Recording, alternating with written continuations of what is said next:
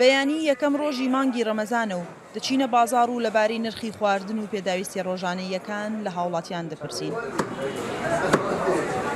بەپێی قسەی هاوڵاتیان بێت هەرچەندە هەڵئاوسانی نرخ بەرزە لە چاو ساڵی ڕابردوو، بەڵام هاتنی مانگی ڕەمەزان ئەوەندەی تر نرخی خواردن و شتومەکی بەرز کردوێتەوە و بە تایبەتیش نرخی گۆشت.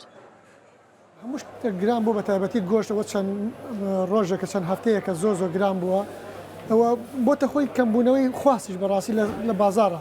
ینی زۆر ئێمە داهاتمان زۆر کەم بۆتەوە، ینی فرۆشمان زۆر کەم بۆتەوە بەهۆی ئەوەی کە گرانە. کیلۆ گۆشت بە 20,000 22,000 بەڕاستی گرانە.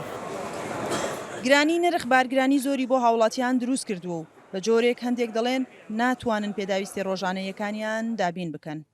حاکمی وڵات نییە، ئەگەر حاکمی وڵات و ئاادە لەبێ دوکاندارشی بگران نافۆشێ چیەکرم میش ناکرم نی کیلۆ هێندەکرم زەیتون نی کیلۆ ماست ئەو دوان نی کیلۆ لۆقمە قازیم کڕی بە 2000 جاران بە 1000 بوو.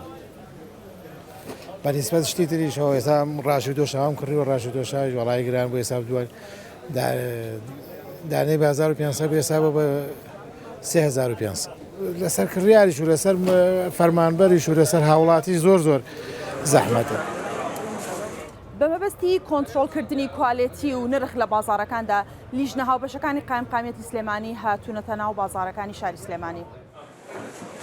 لیژنەکان لە چاودێریکردنەکەیان چەندین وەسڵی سەرپێچیان بەرامبەر بە گرانی و خراپی کوالێتی تۆمار کردووە. دەیانەوێت بە درێژایی مانگی ڕەمەزان بەردەوام بن لە چاودێریکردنیان. لیژنەکانمان بەردەوام لەگەڕیان لە ڕۆک و پێشووتر لە مانگی ڕەمەزانی پیرۆزدا بەردەوام لەگەڕانە و بە پێی جۆری سەرپێچێکە ڕێکاری یاسایان لەگەڵا گرینە بەر ڕوبەڕووی یاسایانەکەینەوە جۆر سەرپێچەیە بە گرامە لەوانە بێ گرامە بکرێت یا بدرێ بە دادگا بە پێی جۆری سەرپێچەکە ئیجاعاتیان لەگەڵاکەن.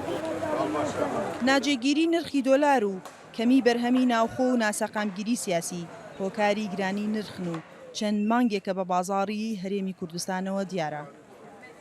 سنوورکەریم، دەنگی ئەمریکا، سلێمانی.